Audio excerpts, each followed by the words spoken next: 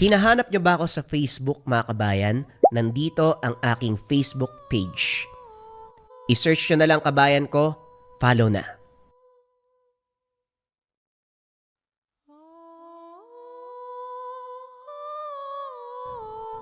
Ang kwentong ito ay hango sa totoong buhay. Mula ito sa isa nating kabayan na itago na lamang natin sa pangalang Sara. Taong 2009, Sikihor. Maraming pamamaraan ang kampo ng kaliwa upang magpalaganap ng kababalaghan. Isa rito ang tinatawag na tapik. Ayon nga sa kasabihan, kapag tinapik ka, tapikin mo pabalik para makontra ang sumpa. Ito ang kasabihan na hindi maunawaan ni Sara, pero sa sandaling naranasan, nagbago ang paniniwala. Mga iha, wag muna kayong gagala sa bayan. Alam kong yon ang pinunta nyo dito sa probinsya, pero mas mainam na ipagpaliban lang muna. Makakagala naman kayo sa ibang araw eh. At isa pa, sa susunod na linggo ang pista, marami pang oras. Wika ni Lolo Bel na ikinagalit ni Sara. Lolo naman, pwede bang wag nyo kaming higpitan? Ngayon na nga lang kami nakauwi, tapos ganyan pa po kayo. Kasama ko naman po sila oh. Mag-iingat po kami. Tugon ni Sara. Makinig ka na lang, apo. Ikaw na rin na nagsabi na ngayon ka na lang nakauwi. Sa ilang taon ang paninirahan mo sa ibang lugar, wala kang ideya sa pagbabago ng bayang ito. Kaya pakiusap, makinig ka sa nakakatanda. Si Lolo naman. Alam ko na kung anong iniisip mo. Hindi naman kami makikipag-inuman o makikipaglandian sa mga lalaki. Ay nako, sino ba naman ang makakaisip na lumandi sa lugar na to? Nakakadiri yung mga tao oh. Hindi yan ang ibig kong sabihin. O siya, nasa iyo kung makikinig ka o hindi. Basta ano man ang mangyari sa inyo, huwag mong kakalimutan na binalaan kita. Huling wika ni Lolo Obel. Ito namang si Lolo, akala siguro kapanahunan niya pa kaya ganyan ko mag-isip. Bulong ni Sara. Hindi nakinig sa payo ng matanda. Gumayak at dinaanan ang mga kaibigan na katulad niya nagmula din sa syudad. Gabi na nang makarating, sumalubong kagad ang napakalakas na musika mula sa naglalakihang sound system. Masaya, aliw na aliw, lahat ng nakipagsayawan nakangiti. Sa nakita walang pasabi na umindayong kagad si Sara at ang mga kasama. Puno ng kasiyahan. Marami na ring nakilala dahil ilang beses inaya ng sayaw. Katulad ng sinabi kay Lolo Abel, hindi lumande ang dalaga. Para sa kanila, katuwaan habang ninanamnam ang buong probinsya. Kaso nga lang, hindi maiwasang mag-inuman lalo na kapag nagkayayaan. Hindi naman sila nagpapasali ng lalaki, puro babae lang sila. Aba, ang lalaki nyo na! Mga dalaga na nga. Naalala ko pa nung araw. Mga paslit pa lang kayo na naghahabulan. Naliligo pa sa paliguan ng kalabaw eh. Tapos yung palayan ni Mang Abel, pinagdidiskitaan nyo. Hindi pa anihan pero pinipigtas nyo mga bunga. Wika ni Mang Ambo, may-ari ng tubaan dito sa tabi. Naku, pinapaalala nyo pa. Nahiya nga kami pag naaalala namin yun eh. Wala na po ba kayong inumin bukod sa lambanog? Ay, matapang ang beer dito, kakayanin nyo kaya? Meron ako rito pero saka ko lang ibibigay kung makakayanan nyo nga ang tapang. Si Manong, kami pa talaga ang hinamon. Kung hindi nyo po na itatanong, ilang beses kaming lumiban sa klase, no? Para mag-inuman. Bino pa nga ang iniinom namin eh. Yan pa kayang beer. Wika ni Gina, isa sa mga kasama. Ano pa nga bang magagawa ko? Gusto ng magagandang customer ang alak. O sige, paikutin ang baso. Nagtilian ang mga ito ng lapagan ng bote. Agarang binuksan at sinimulan ang inuman. Habang nagkakatuwaan sa kabilang banda, may nagmamasid. Isang matanda na kanina pa nakatingin sa mga dalaga. Nang masipat ito ni Mang Ambo, kagad nilapitan para sitahin. Huwag mo kong pagsabihan, Ambo. Alam mong wala akong masamang intensyon sa mga bata. Hayaan mo kung pagmasdan sila. Wika ng matanda, si Manoy Condino. Inunahan sa pagsasalita si Mang Ambo. Tumabi naman si Mang Ambo nang bumuga ng makapal na usok mula sa tabako. Gusto ko lang makasigurado, Manong. Marami ka ng pinagkatuwaan. Ayoko nang maulit yan. Kakawi lang ng mga dalaga sa bayang ito. Dito sila lumaki at nagkamuwang. Palampasin mo sana sila. Napalunok si Mang Ambo nang sumulyap ang nanlilisik na mga mata nito. Umatras siya. Nag-iwas ng tingin. Ikaw ba sa tingin mo, tama ang ginagawa mo? Huwag mong ikaila. Hindi lang ako ang masama rito. Baka nakakalimutan mo kung sino ka talaga, Ambo. Natahimik si Mang Ambo. Malalim ang paghugot ng hininga. Bumalik na lamang sa tindahan bago pa makatikim ng salita mula sa matanda. Pero hindi alam ng dalawa na pinapanood din sila ni Lolo Abel. Maya-maya pa ay lumapit ito. Kapag ganitong may okasyon at matao, lumilitaw ka, Condino. Nagawa mo pang sitain si Ambo, pareho naman kayong may timang budi.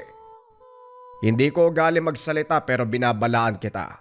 Sa oras na galawin mo ang mga dalaga, ako mismo ang makakalaban mo. Ngumisi si Manoy Condino.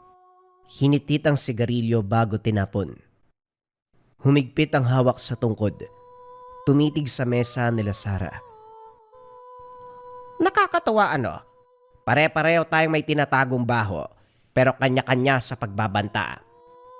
Alam kong nagsalita ka lang dahil apo mo ang isa sa kanila. Pero huwag kang mag-alala. May natitipuan ako, pero hindi ang apo mo. Paano kung sabihin kong apo ko ang lahat ng mga yan? Hindi man sa dugo pero sa pagkilala. Condino, wag na lang nating idamay ang mga bata. Marami namang lapastangan dyan eh. Sila na lang ang pagkatuwaan mo. Pakiusap lang. Wika ni Lolo Bel. Ang tinutukoy nito, ang mga kapitbahay na nanggugulo sa araw-araw. Huwag mo kong utosan. Ikaw, bakit hindi na lang ikaw ang gumalaw sa mga yan? Total ikaw ang nakaisip eh. Makinig ka rin, Abel. Hindi porket kilala ka ng mga tao rito bilang mabuti, aasta ka ng bayani. Hindi mo ko mauutusan kung sino o hindi ang bibiktimahin ko. Hindi rin ako nag-uutos. Ang sa akin lang naman dapat marunong kang pumili ng bibiktimahin. Matandang to, masyadong bastos. Kitang nagsasalita pa ako, umalis. Gurang na, wala pang modo. Napabuntong hininga si Lolo Bel. Binaling na lamang ang pansin sa nagsasayahang mga tao. Nalipat ang pagbabantay sa apo at sa kasamahan nito. Sa bayang yan, kung may sapat kang kaalaman at karunungan, madali lamang matutukoy kung sino sa mga sumasayaw ang mabuti at masama. Sa lugar kasing ito, talamak ang manggagaway, manlalason, mantatapik, at minsan pa umiiksena ang mangyayanggaw. Nang makitang tumayo na ang grupo ni Sara, nagmamadali sa pag-uwi ang matanda. Sa daan pa lang, hindi maiwasan ang paghinto. Si Gina ang nagmamaneho at dahil tinamaan ng alak, dahan-dahan ang usad. Sa kalagitnaan, may pumara. Huminto sila hindi para pasakayin ang pumara, kundi para lumabas ang kasama na nasusuka. Ang buong akala ng matanda ay papasakayin siya, kaya naman nagmamadaling umupo sa likod. Kunot noong tumitig si Sara. Manong, pasensya na po ha. Pero hindi kami nagpapasakay lalo na kung hindi namin kilala. Tumigil lang po kami kasi nasusuko yung kaibigan namin eh. Ganun ba? Nako. Pagpasensya nyo na rin, akala ko hinintuan nyo ako eh. O siya, mag-iingat kayo sa biyahe ha. Pareho pa naman kayo nakainom. Hinay-hinay sa pag-inom sa susunod. Tignan mo ang nangyari sa kasama mo. Sige, suka pa. Ilabas mo ang lahat ng yan, Iha. Tulungan mo ito, kawawa naman, oh. Wika ng matanda. Hinahagod pa ang likod ng kasama. Sa paglapit ni Sarah, saka naman ito umalis. Kung kanina pasuray-suray si Sarah, biglang nilayasan ng kalasingan. Hindi man matukoy sa salita, nakakaramdam ng kakaiba sa presensya ng matanda. Gayunpaman, naiwaksi ng balingan ng kaibigan. Tinulungan na muna ito at nang may masmasan saka nagpatuloy sa biyahe. Sa tahanan ni Gina na nuluyan, gising na ang lahat pagsapit ng oras, pero si Ricky mahimbing pa rin. Ilang beses ginising pero walang tugon. Nang kapain ng noo ay inaapoy ng lagnat. Naguguluhan sila dahil mainit ang noo, pati na rin ang hininga. Pero ang palad at talampakan ay napakalamig. Mabuti na lamang nariyaan si Lola Gina na siyang nagbigay ng lunas. Nagmungkahi ito na mabuting ipasuri sa manggagamot dahil nagdududa na rin sa kalagayan ng dalaga. Ang sabi niya, hindi ito ordinaryong karamdaman o dulot ng pag-inom ng alak, kaso hindi nakinig si Nikki. Kapag kasi nagkakasakit, hindi sanay na magpakonsulta. Iinom ng tubig, magpapahinga at aantayin kung kailan mawawala. Nang kaya nang tumayo sa nagpaalam, si Sarah sa kabilang banda, umuwi na rin ng tahanan. Bumungad ang tagpo kung saan nakaabang si Lolo Abel sa pintuan. Kagad siyang tumayo ng masilayan ng dalaga. Malayo pa lamang nakangiti na. Magalang na nagmano si Sarah pero kagad na inis dahil sa sunod-sunod na katanungan. Ang paalam mo sa akin uuwi ka kaagad eh. Pero ano nangyari? Bakit inabot ka ng tanghali? Hindi talaga umaga ha, tanghali. Ano bang ginawa niyo doon sa bayan? Umuwi po ako dahil hindi makapagpahinga ng maayos sa bahay ni Gina. Dahil maingay yung kapitbahay dito din pala. Patulugin niyo po muna ako bago tayo mag-usap. Hindi maaari. Matutulog ka lang kapag nasagot mo na ang katanungan ko. Simple lang naman. Ano ba ang nangyari at inabot ka ng ganitong oras? Sino-sino pa ang kinita mo? Ano ang ginawa niyo roon? Huwag mo sabihing may kinekerengkeng ka na lalaki, Sarah.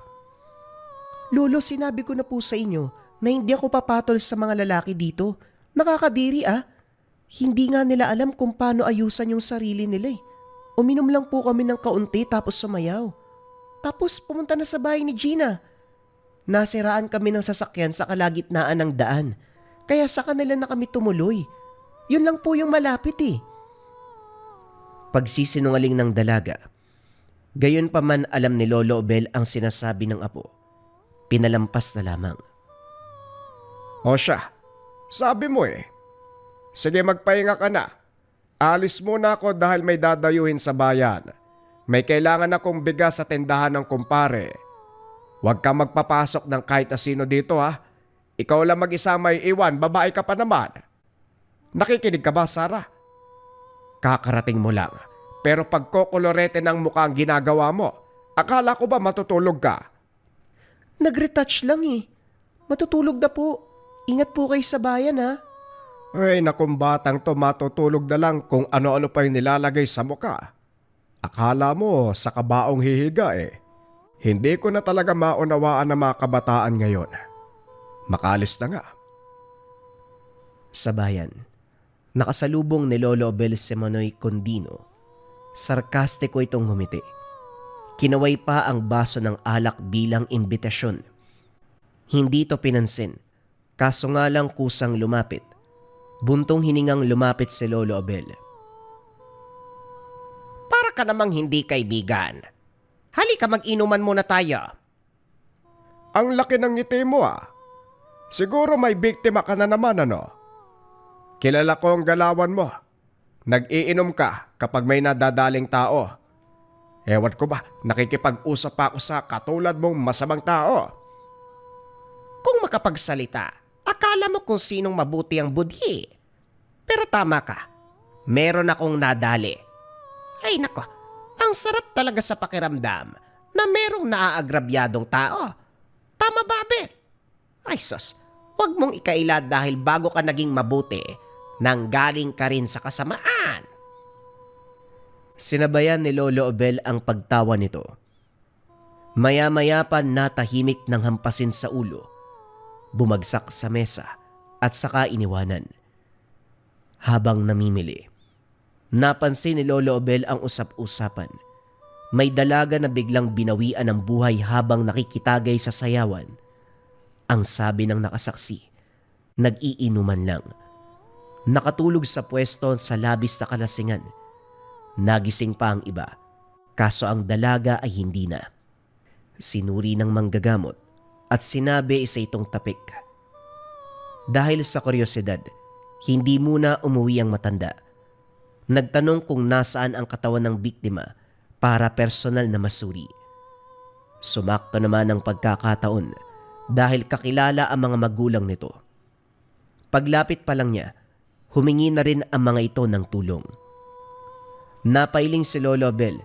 Tama ang konklusyon ng manggagamot. Isa itong lason na nagmumula sa tapik. Kapag tinamaan ka nito, dalawa ang patutunguhan. Una ay magkakasakit.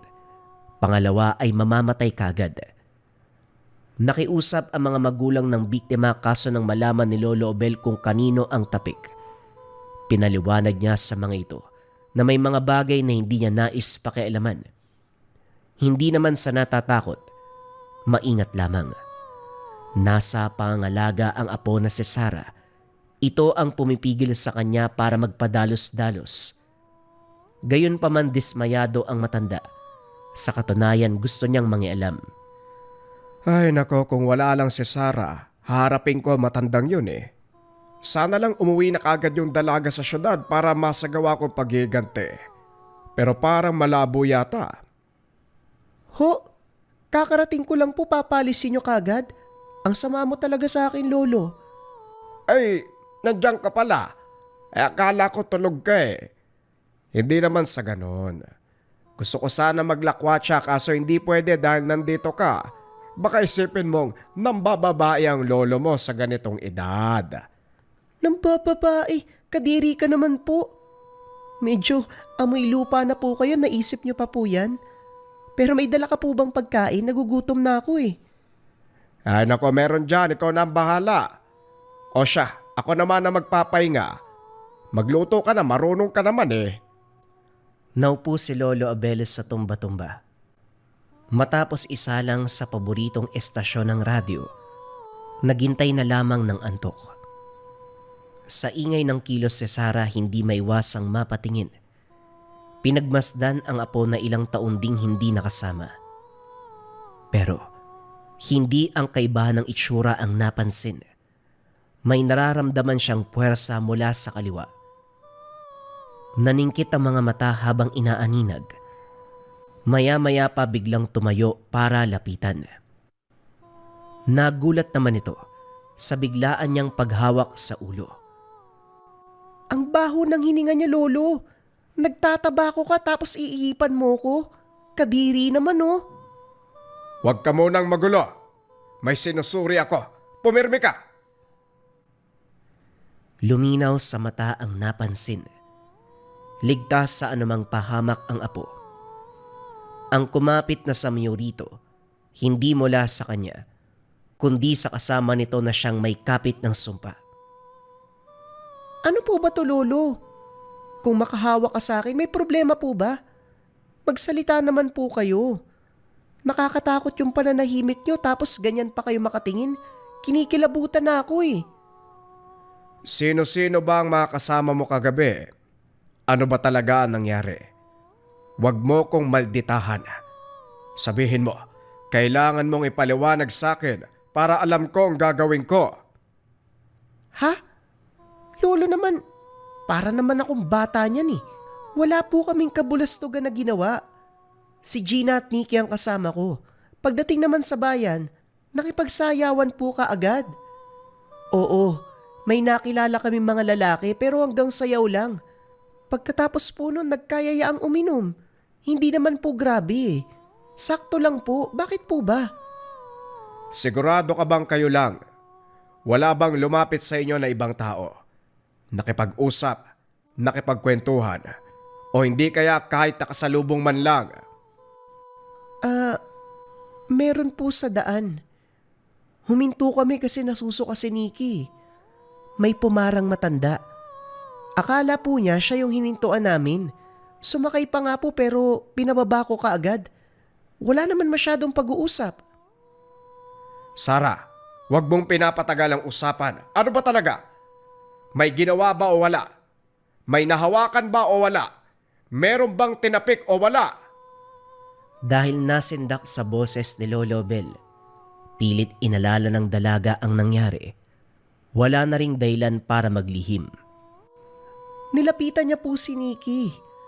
Tinulungan kami sandali para sa pagsusuka. Tapos nahawakan siya syempre. Hinagod yung likod tapos sinawi. Yun lang po yung nakita ko. Pero yun nga ho, parang may napansin akong kakaiba sa kanya eh. Sus Mariosep, sinasabi ko na nga ba? Binalaan na kita na huwag kayong tumuloy pero hindi ka nakinig. Tignan mo ang nangyari sa kaibigan mo ngayon. Tinignan ni Sara ang paligid na parang may hinahanap. Nagtaka si Lolo Obel sa ginawa ng dalaga. Nasaan po si Nikki? Wala naman siya, paano ko titignan? Ay naku sus Mariosep ka. Masisiraan ako ng bait sa'yo eh. Seryoso ko dito tapos haluan mo ng pagbibiro. Ang sarap mong kutusan, makinig ka. Samahan mo ko sa bahay ng Nikki na yan. Kailangan natin makasigurado na ligtas siya. Bakit po nasa panganib ba siya? Ano po ba yan? Mariosep, sige na. Kagandang babae ang hina ng utak. Lumaki ka sa syudad. Nakapag-aral ng maayos sa universidad pero bakit ganyan yung utak mo? Halika na! Makikita ang pag-aalala sa mukha ni Sara. Dahil kung tutuusin, siya ang nagyaya sa mga ito. Matapos makapagmeryenda, gumayak na sila. Sa daan palang bukang bibig na ng tricycle driver ang sinapit ng biktima kanina sa bayan. Si Sara na nakikinig, hindi maiwasang matakot para kay Nikki. Sa pagsasalaysay kasi ng driver, matandang lalaki ang usap-usapan na nagpapakalat ng sumpa. Walang ibang pumasok sa isipan kung hindi ang nakainkwentro sa daan. Hindi na binigyan ng pangalan kung sino, pero duda na ang dalaga. Pagdating sa tahanan ni Nikki, sumalubong ang lola nito. Kagad humingi ng saklolo dahil hindi na matigil sa pagsusuka si Nikki. Nakakadire ang inilalabas ng sikmura dahil kulay puting malapot na likido. Kung sa malayo titignan, aakalain mong nana. Bukod pa riyan, may maliit na insektong nakalutang, patay na ang mga ito. Sa parte naman ni Nikki, putlang-putla, mababaw ang paghinga, nanginginig, malamig ang pawis pero nag-aapoy ang katawan. Kahit lakasan man ang boses sa tuwing tatanungin, tititig lamang ito at sesenyas na walang naririnig. Sumusubok magsalita pero walang boses. Sinuri ni Lolo Obel at dahil ayaw malaman ng iba ang pamamaraan, pinalabas muna ang lola ng pasyente at si Sara. Tumalima naman ang mga ito. Nang dalawa silang natira, sinagawa na ang paglulunas.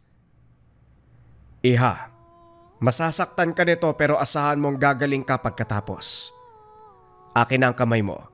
Susugatan ko ng kaunti para sa patak ng dugo. Hinalo sa langis ang dugo ng dalaga. Kumuha din ng patak ng sinukang likido. Nang paghaluin, paulit-ulit na inusala ng orasyon. Inihipa ng 3 beses. Pagkatapos ito pinainom, inisahang lagok. Pinasundan ito ng paglapat ng orasyon sa kabuuan ng dalaga. Sa kabutiang palad gumaan ang pakiramdam pagkalipas ng ilang sandali. Tinawag si Sara para ligpitin ang kalat. Mag-iinarte sana pero binatukan ni Lolo Obel. Hindi nga ako naglilinis ng suka ng tatay ko noon tapos ngayon uutusan mo ko? Ang baho pa, paano kung may lason to? Malipat pa sa akin yung sumpa. Reklamo ng dalaga pero patuloy pa rin sa paglilinis. Si Lolo Abel naman, nag-ikot sa tahanan para magbasbas. Nilagyan ng pangontra ang tapat ng pintuan. Isa itong pamatay sumpa para hindi na maulit ang nangyari. Pagkatapos ito, nagpaalam na sila. Inakala ni Sarah na uuwi na pero dumaan ang matanda sa tubaan. Pabagsak na inupo ang sarili. Hindi napigilan ang pagdadabog. Huwag kang magdabog Hindi ka na bata. Babaeng to kung umasta, akala mo 8 anyos. Lamutaking ko yung huso mo Umayos ka, Sarah ha.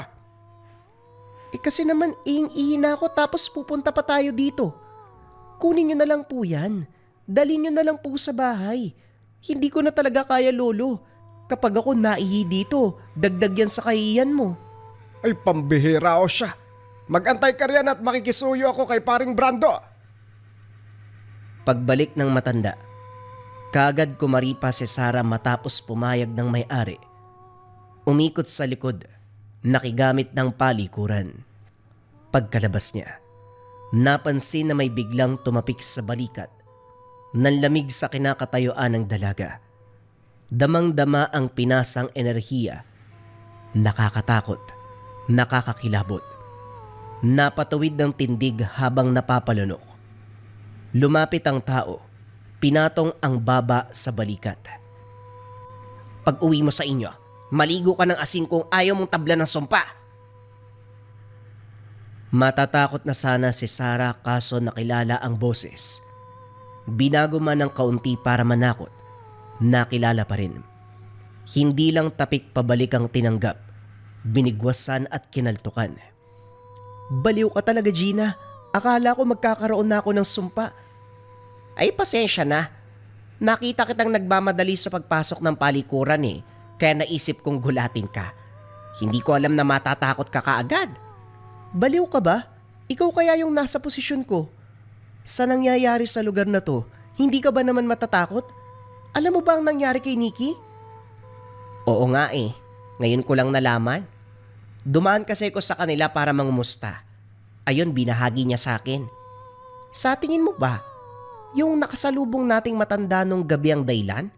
Ang sabi ni Nikki, yun daw yun Nung mga oras na yun, wala ka bang napansin sa matanda?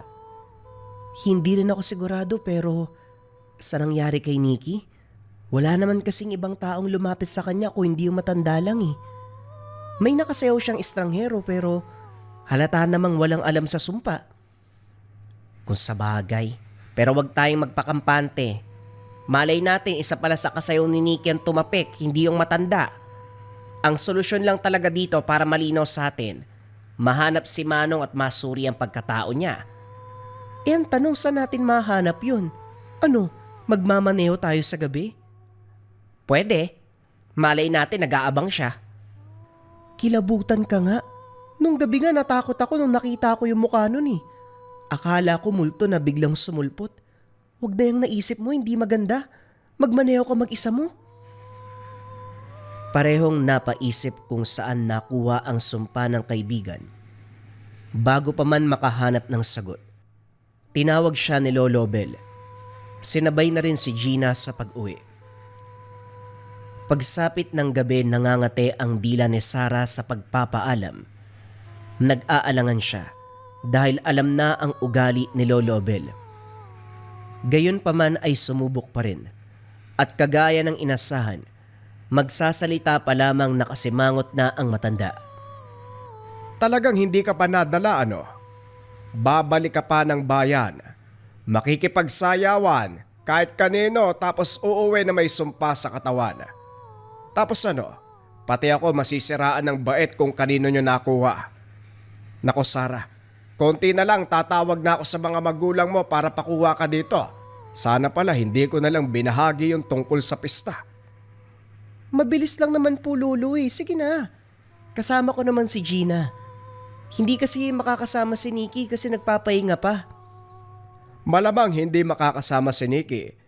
Kakagaling lang sa sumpa ng tapik ng kaibigan mo eh. Oy Sarah, pag uwi mo ba dito sa probinsya naiwan ng kokote mo sa inyo? Talagang mamumuti ang lahat ng buko sa iyo eh. Lolo, maputi na yung buhok mo ha. Pero sandali lang po kami, 1 oras lang. Gusto ko lang pong sulitin kasi kapag nakabalik na ako, di bantay sarado na naman ako ni Papa. Hoy, mapermi ka, kababae mong tao, gala ka. Hindi pa ba sapat yung sinayaw mo nung nakaraan, tanghali ka na ngang umuwi eh. Tumigil ka, huwag mong antayin na igapos kita. Ang laki mo pero daig mo pang paslit sa perwisyo. Nakasimangot na pumasok ng kwarto ang dalaga. Naluluha habang nag-iisip kung paano siyang makakatakas. Maya-maya pa dumako ang tingin sa bintana.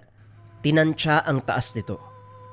Nang kaya namang pumuslit, tuwang-tuwang kumaripas ng takbo papunta sa bahay ni Gina. Sa ikalawang pagkakataon ay dumayo ng bayan. Wala pa ring pagbabago. Kung ano ang kaganapan kagabi, yon ang naabutan. Ingay ng musika, inuman sa tabi at mga nagsasayawan. Halo-halo na. May binata, dalaga at meron ding matatanda. Wala nang pagsasayang ng oras. Sumampa sa gitna at nakisabay sa indak. May lumapit kay Sarah. Hindi naman niya inatrasan ng binata. Sabay sa indayog ng musika. Maya-maya pa, napangiwi ng hawakan sa bewang. Sapilitang inilagay ang mga kamay sa balikat. Sa halip na sumunod, bigwas ang binigay. Dito nagkaroon ng gulo dahil hindi inaasahang susuntok ang binata. Alerto si Gina na kaagad ding sumugod para ipaglaban siya. Nakisali ang iba kaya lumaki ang gulo. Malas dahil nakaronda ang mga tanod sa barangay ang diretsyo. Mabilis namang naayos nang makilala ng kapitan si Sarah. Kumpare ito ni Lolo Abel at naniniwalang hindi magsisimula ng gulo ang isang babae. Kaya naman pinauwi na sila. Habang lulan ng sasakyan, biglang huminto si Gina sa may palikong daan. Sumulpot ang matanda. Kinabahan dahil ito ang pumara nung nakaraan. Malaki ang pagkakangiti na lumapit sa bintana. Hindi pinagbuksan. Kaso hindi rin makalis dahil namatay bigla ang makina. Sa walang tigil na pagkatok ng matanda, napilitan silang humarap. Mga iha, napadanuli kayo Mukhang sunod-sunod na ang pagdayo nyo sa bayan. May kinikita siguro kayo Sa mukha nyong yan. Para kayong mga bata na tumakas sa mga magulang para makipagkita sa mga kalaro. Huwag kayo mag-alala. Hindi ako magsusumbong. San ba ang tungo nyo? Makikisabay lang sana kung makakabot kayo ng kabilang bayan, mas mabuti. Wika nito. Kusang umupo sa likuran kahit hindi naman inimbitahan. Laking gulat din nila kung paano ito nakapasok sa loob. Nagtinginan si Gina at Sarah. Nagtutulakan kung sino ang sasagot. Sa uli si Sarah ang tumugon. Sa may boundary lang po kami. Hanggang doon lang po kami. O sige, walang problema. Malapit na doon ang bahay ko. Konting lakad na lang makakauwi na. Sino po ba kayo, Manong? Ano pong pangalan nyo? Bakit palagi kayo nandito sa kalsada? Katulad nyo, isa akong dayo sa bayan. Ako na lang mag-isa sa buhay kaya naghahanap ng aliw. Ng saya. Sa katunayan, pang ilang gabi ko na to Siguro sumakto lang din na sa tuwing uuwi ako. Dito nyo ako maabutan. Maglalakad kasi ako tapos papara ko may dadaan Siguro Rekto. Tawagin nyo ako sa pangalang Mang Rekto. Nakahinga ang dalawa nang magpakilala ito. Umandar na ang sasakyan. Nagsimulang magmaneho. Hindi komportable ang dalawa. Salitan ang pagsulyap nila sa matanda na nakangiti lang. Maya-maya pa, naalerto sila nang hagurin nito ang dibdib. Ngumanga na parabang nahihirapan sa paghinga. Hininto ang sasakyan at dali-daling tinulungan. Inalalayan palabas para makahinga ng maayos.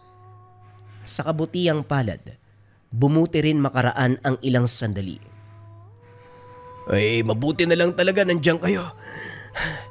Maraming salamat mga iha. May dinaramdam ako sa puso kaya ganito ang nararamdaman ko eh. Naubusan ako ng gamot. Kaya ito ang nangyari. O siya, tumuloy na tayo. Anong oras na? Maayos na ako. Huwag na kayo mag-alala. Walang imik sa buong biyahe. Pagdating ng boundary binaba si Mang Recto. Kumakaway pa ito habang hinahatid sila ng tanaw. Hindi na nila ito kasama pero kinikilabutan pa rin sila. Sa takot, sa bahay muli ni Gina nakitulog si Sarah. Kinabukasan pag-uwi ng bahay sermon ni Lolo Abel ang agahan. Hindi nakapagsalita ang dalaga. Minabuti na lang makinig, magintay kung paanong lilipas ang galit ng matanda. At sa araw na yon, hindi na siya nakalabas pa. Sinamahan siya nito sa kwarto para mabantayan. Ganito ang sitwasyon ng maglolo hanggang sa lumipas sa mga araw. Nalulungkot si Sarah dahil sa pag-uwi nito, probinsya ang iniisip na puro kasayahan ang matatamasa. Kaso nga lang kabaliktaran na nangyari, hindi na rin nakita si Gina o si Nikki. Hindi man lang siya binisita, marahil pinagsabihan din ng lolo. Nang sumunod na araw napansin ni Sarah na sumasama ang pakiramdam. Binigyan naman ng lunas ni Lolo Bel. Nilagang halamang gamot. Ito ang ininom sa loob ng ilang araw pero hindi pa rin bumuti ang lagay. Sunod-sunod ang lakad ni Lolo Bel dahil nakikisa sa paghahanda sa barangay para sa pista. Ilang araw na lang kasi, marami pang dapat trabahuin. Madalas na naiiwang mag-isa si Sarah, hindi naaabutan ng matanda dahil aalis ito ng tulog pa siya at umuuwi na tulog na rin siya. Hinayaan na lamang ni Sarah ang karamdaman. Umabot sa punto na pagod ang katawan, nahihirapan sa pagbangon. Pero lahat ng ito ay hindi alam ni Lolo Bel. Abala masyado ang matanda. May pagkakataon pa na inabangan sa sala pero sa huli, hindi pa rin nakapag-usap dahil nakatulog na siya. Ang lolo naman, nagmamadali sa pagpunta ng silid upang makapagpahinga. Sa paglipas pa ng araw, namalaya na lang ni Sarah na sumusuka na siya, namanhid ng matulad sa kalagayan ni Nikki, naglalabas ng malalapot na berdeng likido at meron ding patay na mga insekto. Kagad kumilos ang isipan para alalahanin ang naganap nung huling gala. Dito siya namutla nang maalala si Mang Recto. Ngayon lamang nalinawan na sa pag-aalay nito palabas ng sasakyan matapos pahirapan sa paghinga. Kumapit ito sa kanya. Napaisip kung pati ba si Gina sinasapit ang ganitong sitwasyon. Mabigat man ang katawan, sinikap makalakad patungo sa kwarto ni Lolo Bel. Naghahanap ng lunas. Langis lang ang meron, kaya ito ang pinahid sa tiyan at buong katawan. Ginaya ang madalas na nakikitang lunas ng matanda. Pinatakan ng langis ang baso ng tubig at nilagok. Niyakap ang krus na altar at saka tahimik na nanalangin. Maya-maya pa gumaan ang pakiramdam. Hindi na malaya na nakatulog habang nasa mesa na nananatili sa ganong posisyon. Nagising siya sa malakas na boses ni Lolo Bel. Hoy Sarah, ano ba ginagawa mo dito? Aba, ginalaw mo mga gamit ko. Nagsasayang ka na tapo ng langis no. Niyakap mo pa ang krus, ibalik mo nga yan. Ano bang nangyayari sa'yo? Wala nang salita. Kinuha ang kamay ng matanda at saka pinatong sa ulo. Hindi maintindihan ni Lolo Bel nung una pero nang ihipan ng dasal, dito lumantad ang katotohanan. Nagulat siya matapos matukoy na ilang araw na ang nakalipas na merong iniindang sakit ang apo. Masyado po kayong abala sa barangay eh.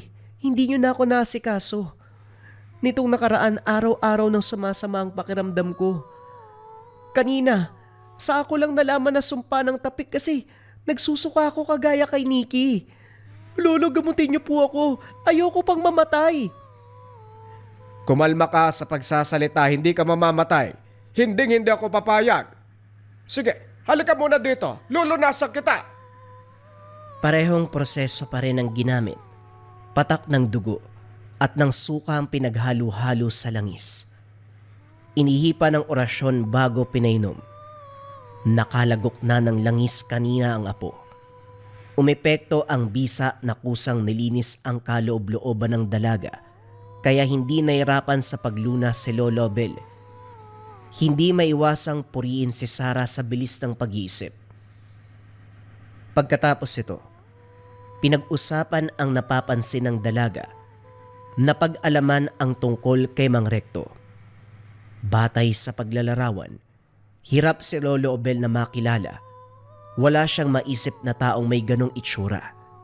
Habang nag-iisip kung paanong hahanapin ang matanda, nagmungkahi ang dalaga. Oras po ngayon. Sigurado kung makikita natin si Mang Recto, doon po sa bahaging paliko. Malapit lang po yun sa bayan eh. 2 beses namin siyang nakita doon eh. Para nga pong palagi siyang nag-aantay. May pagdadalawang isip man. Kinagat ni Lolo Obel ang mungkahi ng apo. Sinubukang paandarin ang lumang oto. Sa kabutiang palad nakisama at tinahak na ang kalsada. Sa daanan pa lamang nagkakarga na si Lolo Obel. At kagaya ng sinabi ni Sarah, lumitaw si Mang Recto. Nagtaka pa ang dalaga dahil papunta sa gawing bayan pero pumara ang matanda. Sa pagkakalam kasi, pauwi na ito ng ganitong oras. Dito nahahalata na nag-aabang talaga ng mabibiktima. Lo, bakit hindi po kayo kumilos? Siya po si Mang Recto. Tama nga ang hinala ko. Gawa-gawa niya lang na pumupunta siya ng bayan eh. Ang totoo talagang nag-aabang siya. Lolo, lumalapit na siya oh. Laking gulat ni Recto nang makita si Lolo Bel. Talaga ba, Kundino? Mang Recto na naman ang ginamit mong pangalan at nagnakaw ka ng wangis ng ibang tao. Hoy tanda, gasgas na ang pamamaraan mo. Kung natatandaan mo rin, malinaw ang pagkakasabi ko na wag ang apo ko o mga kaibigan niya. Anak nang, kay simple ng hiling ko, talagang hindi mo pa ako pinagbigyan. Abel, magandang gabi. Ikaw pala yan. Teka, huwag ka magpadalos-dalos ha. Dahan-dahang lumalayo si Mang Recto. Unti-unti nang bumabalik sa normalang itsura bilang si Manong Kundino. Oh, tama nakakatras. Napaghahalataan kang duwag eh. Halika dito. Magkalinawan tayo, Abel. Ano ba gusto mong mangyari? Kasi ako, kung ano man ang nais mo sasabayan ko. Ganun akong kabait na tao. Maya ka naman. Tinatawag mong sarili mong mabait. Sa lagay mong yan, sinusuka ka na ng sangkatauhan. At ano gusto mong sabihin ikaw ang mabuti? Abel, baka isuka ka rin ng apo mo kapag nalaman niya ang tunay na pagkatao at ilan na ang dinali mo. Huwag kang umastang malinis. Mas marumi ka pa kaysa sa kanal. Tumitig si Lolo Obel kay Sarah. Hindi maiwasang mahiya nang mapansin ang titig ng apo. Patuloy sa pangaasar si Monoy Kundino. Binibigyan ng ideya si Sarah kung ano siyang klase ng tao. Hindi na rin nanahimik ang apo. Nagsimula na itong magtanong. Sa uli ay bumigay ang matanda. Niyakap ang pagkakamali at tinanggap sa sarili anuman ang iisipin ng apo. Pagkatapos maibulgar ang pagkatao. Manahimik ka, Kundino. Ikaw na rin ang nagsabi na wag akong magmalinis. Kung usapang nakaraan, ikaw ang mas maraming pinatay. Nakahanda akong isiwalat ang iniingatan kong lihim. Ikaw ba? Ano na lang ang iisipin ng pamilya mo? Kahit ang asawa mo nga, sumakabilang buhay ng wala man lang kaalam-alam. O Sarah, minsan na akong pumatay ng mga inosente. Bago ko natutunan ang panggagamot, naging kampon ako ng kadiliman. Tigalpo, tapik, lahat yan gawain ko. Pero nagbago ang lahat nang simula kong yakapin ang kabutihan. Magmula ng araw na yon, binago ko ang sarili ko. Pinalitan ko ng panggagamot ang dating kasamaan. Pero hindi ko pinalam sa mga tao na may karunungan ako. Nahihiya ako sa nakaraan ko. Naisip ko, bakit may lakas ng loob ako maggamot? Gayong ilang buhay na ang kinitil ng aking kamay. Kaya kung napapansin mo, walang dumadayo sa bahay para magpakonsulta. Ginagawa ko to ng palihim. Tumutulong ako sa mga tao. Ginagamot ko sila kahit hindi nila alam. Ano, Rekta? Este Kundina, kung ano man ang pangalan mo. Masyado kang tumatapang, Abel. Anong gusto mo palakpakan kita? Masyado kang madrama. Isa lang naman ang gusto ko iligpit ang sagabal. Kabilang ka na doon, kaya pasensyahan tayo. Nagsaboy ng langis sa hangin si Lolo Bel. Inihipa ng 3 beses. Agarang umepekto ang bisa. Hindi magkamayaw sa pagsigaw si Monoy Condino. Kinusot-kusot ang mga mata. Nagsimulang mapaso. Hindi na pinalampas ng matanda. Hinugot ang baril mula sa sasakyan. Inubos ang bala. Isang bahagi lang ang pinaputokan. Walang iba kung hindi ang ulo. Matapos maubos ang bala, wasak din ang bungo. Humandusay ito sa gitna ng kalsada. Si Sarang nakasaksi, nanginginig at kinikilabutan, namumutla habang nakatitig sa bumabahang dugo. Hindi makatingin kay Lolo Bel. Sumisigaw ang isipan na tumakbo palayo dahil kahit lolo ito, nakakaramdam siya ng takot. Pero sa uli hindi siya lumabas ng sasakyan. Nanatili hanggang sa namalayang bumalik na sila ng tahanan. Nasa loob lamang siya ng kotse, samantalang nakasandal sa gilid si Lolo Bel. Tahimik siyang nakinig sa kumpisal nito. Tama ang lahat ng narinig mo kanina. Kung iniisip mong mabuti akong tao, nagkakamali ka. Masama ako nung kabataan, kahit nung nagkapamilya. Kaya nga iniwan ako ng lola mo dahil sa ginawa ko. Ang tatay mo naman nagpasya na lumipat ng lugar para doon ka palakihin. Hindi niya siguro binanggit sa'yo, pero sukang-suka siya sa akin. Hindi ko masisi pero maniwala ka. Sinusubukan ko ng maging mabuti. Kaso, sinubok na naman ang pagkakataon. Mahabang katahimikan ang namayani. Napabuntong hininga si Lolo Bel dahil hindi umiimik ang apo. Nagintay siya ng ilang sandali, subalit wala pa ring sagot. Lumabas ito ng sasakyan, walang paalam na pumasok ng tahanan. Naunawaan niya ang kilos ng dalaga. Kinabukasan, hindi pa pista ng bayan pero nag-impake na si Sarah. Hindi magilap si Lolo Obel kaya nag-intay. Wala siyang balak magpaalam dito. Ang gusto lamang ipakita sa lolo na aalis na siya ng bahay. Ilang oras din ang dumaan bago ito nakauwi. Sa napansin niya may bitbit na mga gamit. Kung tama ang hinuha ng gamot.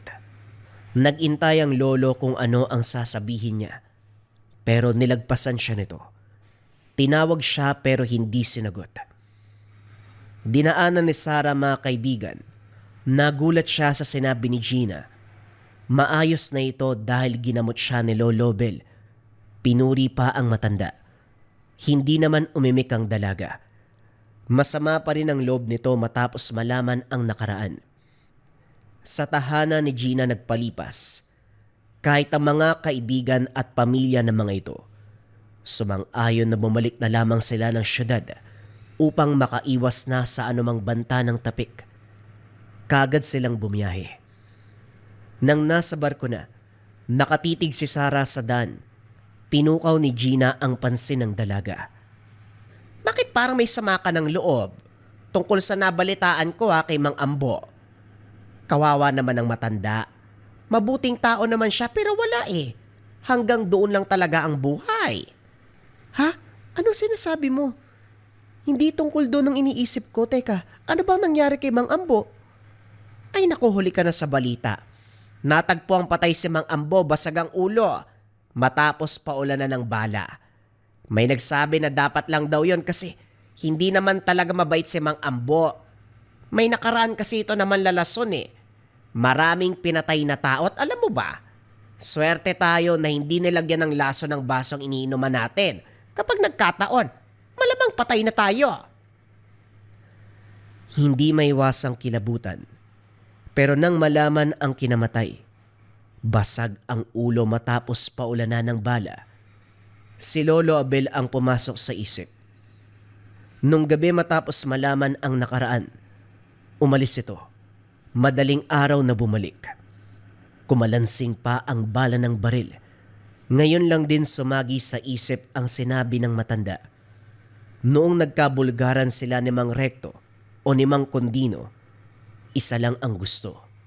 Ligpitin ang mga sagabal.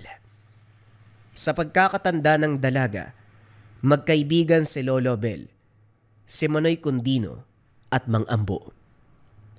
Sa paglisan ng lugar, baon ni Sara ang aral. Hindi magandang gawain ang pagsuway sa utos ng nakakatanda. Kung nakinig lang siya sa sinabi ni Lolo Abel, hindi mapapahamak si Nikki at lalong hindi makakasalubong si Manoy Condino na nagbalat kayo bilang Mang Recto. Kung sana marunong umunawa ng babala, hindi malalagay sa alanganin. Pero nangyari na ang nangyari. Ito ay aral na bitbit sa pag-uwi ng Maynila. Kasabay nito ang pag-intindi sa parte ni Lolo Abel. Talagang hindi mo malalaman kung mabuti o masama ang isang tao. Wala ka ring karapatang humusga dahil hindi mo alam ang nangyayari sa buhay nito. Ang magagawa lang unawain, tanggapin ang hinaharap. Kung naging mabuti ang dating masama, mainam na pagbigyan at huwag husgahan. Katulad ni Lolo Abel, dating kampo ng kadiliman, pero ngayon ay piniling ituwid ang pagkakamali at tumulong na masugpo ang kasamaan. Pero ayon sa bida, ang pinakamahalaga sa lahat, matutong makinig sa nakakatanda, matutong makinig sa mga lokal, maniwala sa pamamaraan ng lason na kung tawagin ay tapik. Mga kabayan, hinahanap niyo ba ako sa Facebook? Narito ang Facebook page ko. Mga kabayan, kung interesado rin kayo makakuha ng mga medalyon, bracelet pang proteksyon, pampaswerte, pang kalusugan, diyan ako namimigay sa ating Facebook. Basta mag-follow lang kayo, antayin nyo yung mga post kung paano makakasali sa raffle kasi nagbibigay din ako ng cash prize, mga pangbigas, yan. Basta naka-follow kayo sa ating Facebook page, sundin nyo lang kung anong kailangan doon sa post. Follow na mga kabayan. Top 5 items na kailangan mo sa Lika Merchandise ngayong 2026. Simulan natin kaagad sa number 1. Number 1, Gunita Bracelet for Good Health Bracelet. Yung energy and vibration na ina-attract ng ating Gunita Bracelet ay nakakatulong sa pagpapaganda ng kalusugan. Laging tandaan mga kabayan, para saan ang ating mga swerte, kayamanan, kung hindi maganda ang ating kalusugan. Kung ang priority mo ay magandang kalusugan, energy and vibration na ina-attract, dito ka sa ating Gunita Bracelets. Number 2, ang ating Gintong Gabay o Gabay Medallion Ethnic Version. Pareho lamang ng bisa to mga kabayan, sa designs lamang siya nagkaiba. Ito Gintong Gabay, ito naman ethnic yung approach. Ang bisa nito mga kabayan ay pampaswerte at gabay sa career, health, love life, and finance. Kung nangangailangan ka ng swerte at gabay sa apat na aspeto ng buhay ngayon 2026, kung kailangan mo ng guidance sa araw-araw ngayon 2026, dito ka sa top 1 necklace natin, ang Gabay Medallion pangkalahatan. Pili ka na lang ng designs kabayan. Number 3, syempre hindi mawawala ang depensa spiritual mga kabayan. Meron tayong kalusugan, at gabay sa araw-araw, pero kailangan din natin ng depensa espiritual. Kontra sa lahat ng negative energy, kontra kulam, barang, tigalpo, palipad hangin, usog o kahit anong masamang uri ng sumpa. Ito ang Maracuyo bracelets, mga kabayan. Nandito din yung tinatawag nating revuelta or sumbalik. Kung ano man yung sumpa na ibinigay sa inyo, ibabalik doon sa taong nagbigay. Kaya sobrang trending ng ating Maracuyo. May 4 na kulay kang pagpipilian. Pwede tong lava na may gintong San Benito, pwede tong white na may gintong San Benito, pwede tong brown na ethnic version at black na ethnic version. Pili ka na lang, kabayan ko.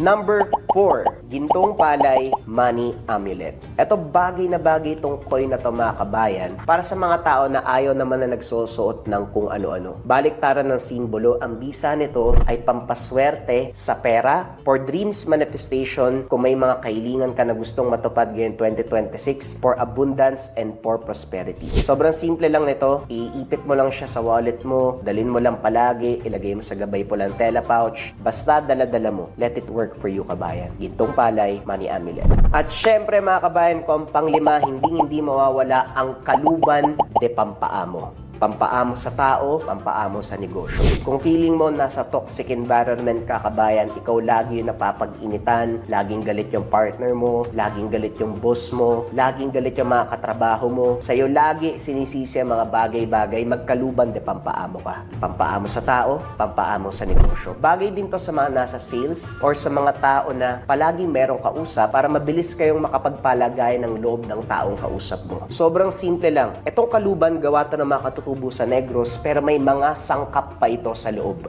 Dadalin mo lang, kabayan. Let it work for you. Lagay mo sa bag mo, lagay mo sa bulsa mo, basta dala-dala mo lang palagi. Yon ang ating top 5 items na kailangan mo ngayon 2026 sa Likha Merchandise. Kung interesado ka, kabayan, pwede mo i-click yung yellow basket sa baba, pero if ever na walang yellow basket, i-search mo lang ang shop ng Likha Merchandise. Ingat sa mga scammers.